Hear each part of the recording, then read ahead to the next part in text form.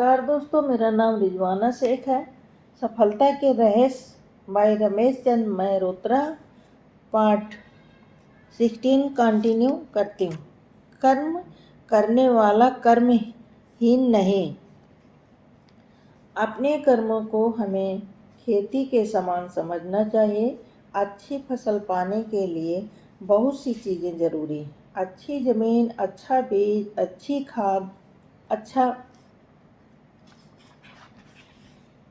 पानी, अच्छा परिश्रम, अच्छी सुरक्षा इत्यादि। अच्छा कर्मफल पाने के लिए भी बहुत से तत्व जरूरी हैं। अच्छी आत्मा, अच्छा ज्ञान, अच्छा समाज, अच्छा व्यवहार, अच्छी लगन, अच्छी नियत इत्यादि। में यूँ माना जाता है कि अच्छे कामों का फल अच्छा होता है, पर कभी कभी अच्छे से अच्छे कर्म करने के बाद भी अच्छा फल नहीं मिलता। खड़ी फसल अतिवृष्टि आदि से नष्ट हो जाती है। ऐसे में आदमी को स्वयं से बड़ी किसी सत्ता को स्वीकार करके अपने अहंकार के विसर्जन की सीख मिलती है, वरना वह अपने को नियंता ही मान बैठे। कर्म और भाग्य के छोरों को मिलाने वाले सबसे महत्वपूर्ण वाक्य हैं, कर्म करो और फल को भाग्य पर छोड़ दो। इससे कभी संभावित निराशा नहीं होगी। कर्म अनिवार्य है। आलसी बनकर दैव दैव पुकारने वाले पुरुष पुरुषार्थहीन और अर्थहीन कहे जाते हैं। कर्महीनों के विरुद्ध संत तुलसीदास ने लिखा है, सकल पदारथ है जग माही, कर्महीन नर पावत नाही। सच है, पुरुषार्थी यदि ठान ले तो क्या नहीं पा सकता। निरंतर कर्मरत रहने वाला व्यक्ति अपनी मंजिल पा ही लेते हैं। मदर टेरेसा ने क्या क्या हासिल करके नहीं दिखा दिया। इसके विपरीत जो केवल भाग्य की प्रतीक्षा करते हैं, वे अपने दुर्भाग्य को ही रोते देखते हैं। अमरवाणी में पढ़ा था, भाग्य के भरोसे बैठे रहने पर भाग्य सोया रहता है और हिम्मत बांधकर खड़े होने पर भाग्य भी उठ खड़ा होता है। दूसरों के समय की इज्जत करें। एक साहब ने आजीवन अविवाहित रहने का निर्णय ले रखा है। वे अपने घर पर अकेले रहते हैं। उनके पैर किसी बीवी बच्चों वाले के यहाँ रात को 9:30 बजे के बाद भी जाने में नहीं ठिठकते। उस परिवार पर उनकी सरासर ज्यादती रहती है। परिवार वाले सज्जन उन साहब से यह कैसे कहें कि उन छड़े महोदय के पास बुद्धि नहीं। एक अन्य साहब का जब मन होता है, सुबह 6-6:30 बजे ही हमारे घर आ धमकते हैं। वे अपने स्वास्थ्य अभियान पर प्रातःकालीन भ्रमण के लिए निकलते हैं और वापसी में जब जब हमारे यहाँ आ लगते हैं, वे कहते हैं कि वे हमारे दोस्त हैं। हम उनसे कैसे कहें कि वे शिष्टाचार का मतलब नहीं जानते। उदाहरण लोग इस बात को बिल्कुल नहीं सोच पाते कि दूसरों को भी निजी जीवन जीने का पूरा अधिकार है। यद्यपि एक और हमारे समाज में अतिथि देवो भव स्वीकार किया जाता है, दूसरी ओर बिन बुलाए मेहमान को असम्मान की दृष्टि से भी देखा जाता है। इसलिए जब भी आपको किसी के यहाँ बिना पूर्व सूचना के जाना हो, तब ऐसे समय मत जाइए जब वह अनुमानता नित्य कर्म, भोजन, विश्राम आदि से निवृत्त न हुआ हो। इस संबंध में यह मानकर चलें कि दूसरे लोग आपका स्वागत तभी करेंगे जब आप उनकी असुविधा के बारे में सोचकर उनमें व्यवधान नहीं डालेंगे। यदि आप सिर्फ अपनी सुविधा देखकर किसी के यहाँ बार बार हंसना शुरू कर देते हैं, तब इस बात की संभावना बन जाती है कि वह व्यक्ति कुछ बार भले ही आपको बर्दाश्त कर ले, पर बाद में अपने घर के अंदर से कहलवाने लगेगा कि वह घर में नहीं है। यदि वह झूठ को बिल्कुल पसंद नहीं करने वाला हुआ, तो यह भी कहलवा सकता है कि आप उसके यहाँ गलत समय पर मत पहुँचा कीजिए। ऐसी नौबत आने पर कई बार मधुर से मधुर संबंध में भी गांठ पड़ जाती है। निष्कर्ष यह है कि यदि आपको दूसरों से अपनी इज्जत करवाते रहना है तो आप अपने समय की इज्जत करना ना भूलें। आगंतुक के प्रति व्यवहार।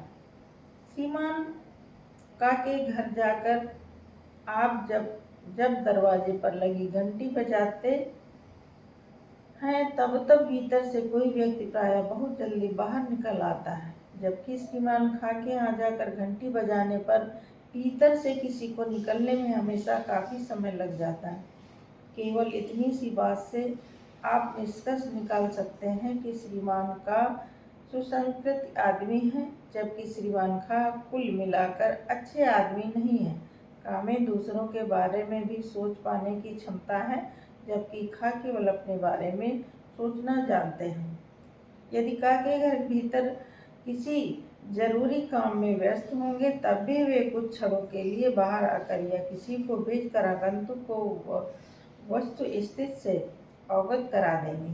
वे उसे प्रतीक्षा करने के लिए सम्मानपूर्वक बैठा तो सकते ही हैं, उसे उस समय न दे पाने की स्थिति में उससे क्षमा भी मांग सकते हैं।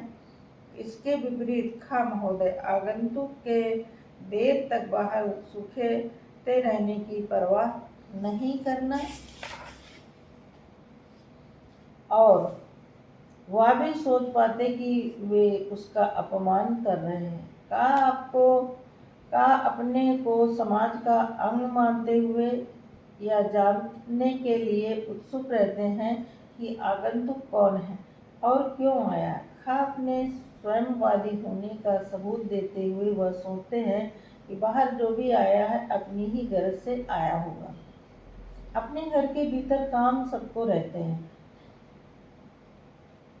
दूसरों और यह भी सच है कि कभी कभी घर की घंटी बेहद अनचाहे वक्त पर बज उठती है, पर हम इतनी सज्जनता तो दिखा ही सकते हैं कि दरवाज़ा खोलकर आगंतुक के सिर्फ एक मीठा बोल दें। हम यह पक्का जान लेंगे कि यदि हमारे घर का दरवाज़ा खुलने में हमेशा अनपेक्षित देरी होती है तो समाज में हमारी छवि नीचे होती है। लोग हमें स्वार्थी, अहंकारी, घर लिसा और न जाने क्या क्या मानने लगते हैं। हो सकता है कि हम में से कोई रट्ठ इसका जवाब यह दे डाले कि भाड़ में जाए, ऐसा मानने वाले हमें किसी से क्या लेना देना। लेकिन इसके बदले हमें यह सुनने को मिल सकता है कि हमें भी समाज में किसी कोई अपेक्षा नहीं रखनी चाहिए और जंगल का रास्ता नाप लेना चाहिए। हमारे परिचित एक साहब, बल्कि महासाहब जब तक सेवारत रहे तब तक सब के साथ ऐसा ही रवैया अपनाते रहे। सेवानिवृत्ति होने के बाद उनके यहाँ कोई कुत्ता भी मुतने नहीं जाता।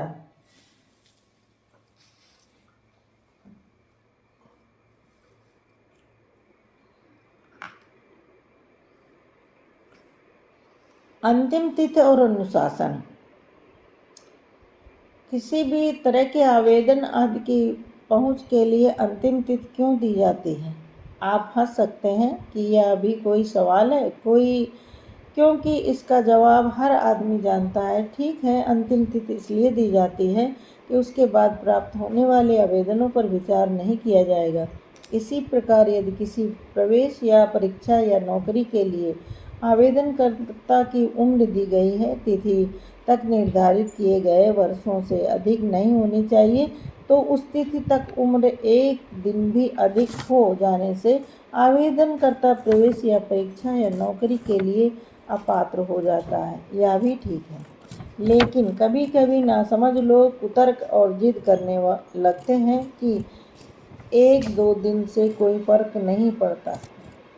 वे गलत ही नहीं, भयंकर रूप से गलत होते हैं, क्योंकि वे अपने स्वार्थ के लिए समूची व्यवस्था में छेद करने वाले होते हैं। ऐसे मामले में नियम भंग करने की कोशिश करने वालों के लिए शिथिलता बरतना उनकी सड़ी आदत को बढ़ावा देना और नियम के चलने वालों के साथ अन्याय करना है। पक्षपात किसी की भी प्रति किया गया हो, वह पक्षपात करने की कमजोरी और ओछापन ही होता है। यदि मान लिया आपने किसी एक को अंतिम तिथि के बाद 2 दिनों की छूट दे दी, तो अंतिम तिथि उन 2 दिनों के बाद की हो गई और दूसरों को उस तिथि के आगे के 2 दिनों की छूट लेने का हक हो गया। यदि आप परीक्षा भवन में घुसने के लिए 10 मिनट विलंब से आने वाले परीक्षार्थी को अनुमति दे देते हैं, तो 12 मिनट विलंब से आने वाले को क्यों नहीं देंगे? यदि आप निर्धारित अधिकतम वर्षों से 4 दिन अधिक उम्र वाले व्यक्ति का आवेदन स्वीकार कर लेते हैं, तो 5 दिन अधिक उम्र वाले का आवेदन स्वीकार क्यों नहीं करेंगे? यदि आप उसका भी आवेदन स्वीकार कर लेते हैं, तो 6 दिन अधिक उम्र वाले का आवेदन स्वीकार क्यों नहीं करेंगे? इस तरह छूट को बढ़ाने की सीमा के लिए कोई भी तर्कसंगत नहीं हो सकता। अंतिम तिथि और निर्धारित उम्र आदि से संबंधित शर्त पूरी न करने वाले व्यक्ति चाहे कितने भी सही गलत कारण बताएं, गलती सिर्फ उसकी होती है। उसकी व्यक्ति की गलती के कारण आप उससे बहुत ज़्यादा बड़ी सामाजिक गलती मत कीजिए। ऐसी स्थिति में सख्ती बरतना ही एकमात्र सही रास्ता है, वरना नियम और अनुशासन का कोई अर्थ नहीं है। आदमी सिर्फ आदमी है। बात 10 साल पहले की है। मेरी नानी पास के नगर से हमारे घर आए थे। उन्होंने कुछ पैसे देकर मुझे जलेबियां खरीद कर लाने के लिए बाजार भेजा। मेरे साथ मेरी छोटी बहन भी थी। हम सड़क पार पड़ने वाली पहली अच्छी हलवाई की दुकान से जलेबियां खरीद कर ले आए। वह दुकान मुसलमान की थी, जबकि हमारी नानी तरह तरह की छुआछूत मानने वाली पुरातनपंथी हिंदू थी। नानी ने जलेबियां खूब प्रेम से खाईं और उनकी तारीफ भी की। उस दिन की बात खत्म। अगले दिन छोटी बहन ने बातों बातों में नानी को बता दिया कि हम जलेबियां एक मुसलमान हलवाई की दुकान से लाए थे। बस फिर क्या था, नानी ने कोहराम मचा दिया। 100 बार कुल्ला किया, साथ ही उस दिन का उपवास किया और 1 घंटा अतिरिक्त पूजा भी की। जाहिर है कि यदि नानी को पता नहीं चलता कि जलेबियां कहाँ से खरीदी गई थी, तब उनकी बुद्धि पूर्ववत सही रहती।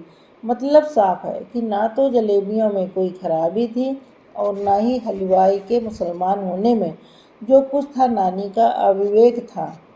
हम में से अनेक लोग ऐसी ना जाने कितनी फालतू बातों से बहस करके सामाजिक प्रदूषण को बढ़ावा देते हैं। कमाल की बात है कि वह नानी जब 2 दिन बाद अपने नगर वापस गई, तब ट्रेन के भीड़ भरे डिब्बे में चढ़ते समय जगह पाने के लिए जाति धर्म से संबंधित सारी छुआछूत भूल गई। उनके एक ओर मुस्लिम महिला बैठी और दूसरी ओर दलित वर्ग की महिला। सच्चाई यह है कि आदमी प्राकृतिक रूप से सिर्फ आदमी है। वह रंग रूप और आकार प्रकार के हिसाब से चाहे कितने भी वर्गों में बांटा जा सके, उसकी मूल संरचना उसे पशु पक्षियों से भिन्न सिर्फ एक सिद्ध करती है। हम किसी नवजात शिशु को देखकर केवल यह बता सकते हैं कि वह आदमी का बच्चा है या नहीं बता सकते कि हम किस जाति और धर्म का बच्चा है। यदि हमें कोई न बताए, तो वह बात उसके जीवन पर्यंत लागू रहेगी। जब आदमी आदमी के बीच जात धर्म का आरोपित अंतर है और इसके विपरीत मानवता सबके भीतर की मूल है। स्थायी वस्तु है जो जाति धर्म की तुलना में मानवता का स्थान अधिक ऊंचा माना जाता है। यदि हमें किसी आदमी और उसकी चीज़ों से परहेज करना ही है, तो उसके जाति धर्म आदि को देखकर नहीं, उसके निजी ओछेपन और उसकी सड़ी बुसी चीज़ों को देखकर करें। Thank you.